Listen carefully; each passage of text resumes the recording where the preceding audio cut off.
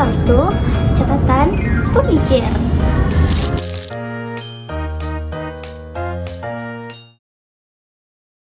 Abad ke-19, di mana Eropa mengalami perubahan besar. Revolusi industri, pertumbuhan kota, menguatnya kekuasaan negara, hingga hal-hal ini menimbulkan pertanyaan dasar dalam masyarakat. Sejauh mana negara boleh mengatur kehidupan individu?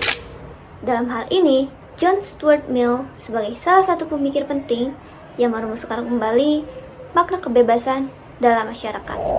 John Stuart Mill merupakan seorang pemikir politik, filsuf, dan juga ekonom yang berkebangsaan Inggris.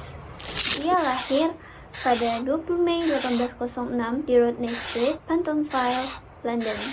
John Stuart Mill merupakan anak dari salah satu tokoh yang cukup terkenal juga, yaitu seorang filsuf dan juga ekonom yang bernama James Mill. Melalui sosok ayahnya ini, ia mendapatkan pendidikan yang cukup ketat dan juga disiplin sedari kecil. Ia selalu menghabiskan waktu-waktunya di ruang belajar ayahnya untuk mempelajari dan mendapatkan ilmu dari ayahnya. Dari umur 4 tahun, ia sudah mempelajari bahasa Yunani, dan pada usianya yang ke-8 tahun, ia mempelajari bahasa Latin.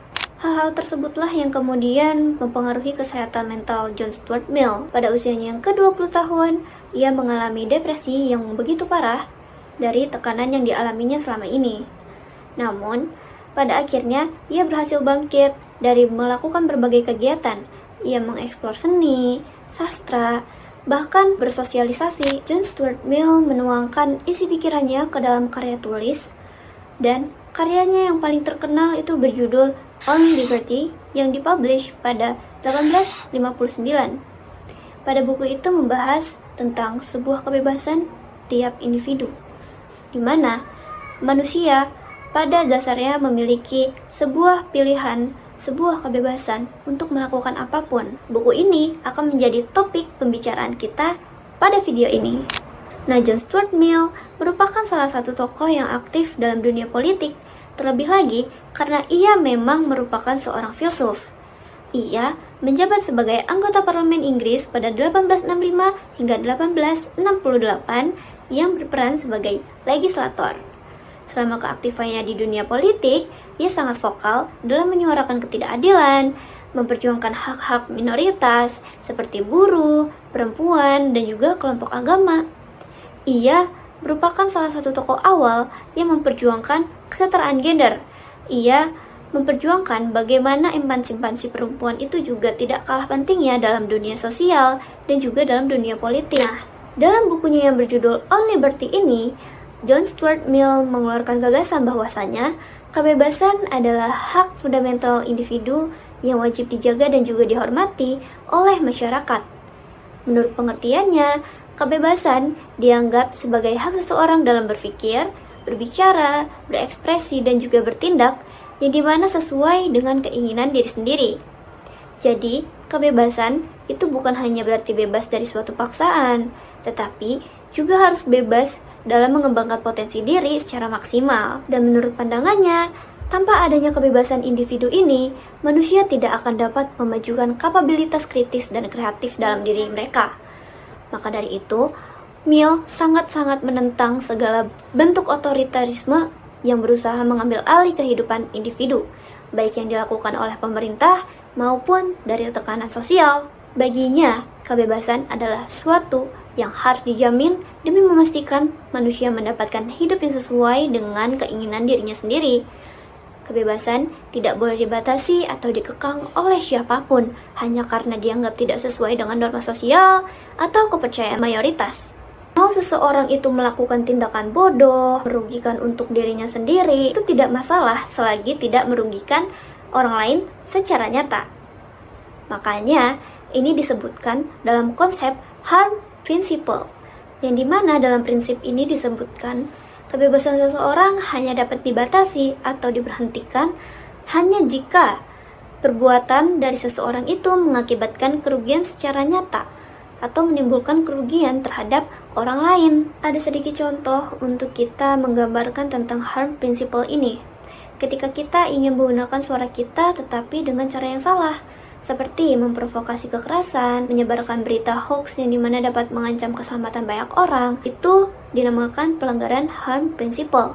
Jadi, jika pendapat kita tidak disukai oleh orang lain, itu tidak dianggap sebagai pelanggaran harm principle. Tetapi, ketika kita memprovokasi seseorang, memaksa, itu disebut sebagai pelanggaran harm principle. Nah, tapi teman-teman perlu diperhatikan juga, di luar dari harm principle, John Stuart Mill mengeluarkan pendapat yang disebut dengan tyranny of the majority atau tirani sosial. Ini juga cukup berbahaya ya teman-teman, karena tirani sosial ini itu dapat menghilangkan kebebasan seseorang tanpa melalui hukum negara. Maksudnya adalah ketika tekanan sosial atau kekuasaan mayoritas itu membungkam, membatasi kebebasan seseorang dengan cara intimidasi, mengancam, atau bahkan melakukan teror. Jadi, ketika kita mendapatkan perilaku seperti itu, kita akan merasa bahwa kita tidak akan bebas lagi untuk bersuara, untuk bertindak, untuk mengkritik gitulah ya. Dan hal ini tuh masih banyak terjadi di Indonesia ya teman-teman. Apalagi di era digital seperti ini, kita itu sebenarnya dapat bersuara melalui berbagai platform media sosial. Tapi pada kenyataannya, para konten kreator yang berusaha untuk menyuarakan, untuk mengkritik itu justru mendapatkan kecaman, intimidasi dari pihak-pihak tertentu. Dan ternyata kejadian serupa juga dialami dalam dunia pers Indonesia.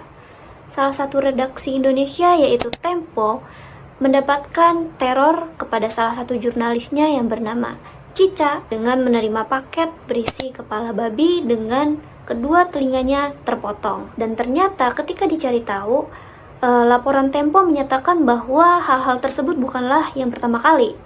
Sebelum kejadian tersebut, sudah ada teror dengan cara-cara yang lain terhadap para jurnalis yang lain. Nah, dalam kasus ini kita dapat melihat bahwasanya ini terdapat pelanggaran harm principle, di mana kebebasan pers itu harusnya dilindungi, bukan mendapatkan teror seperti itu.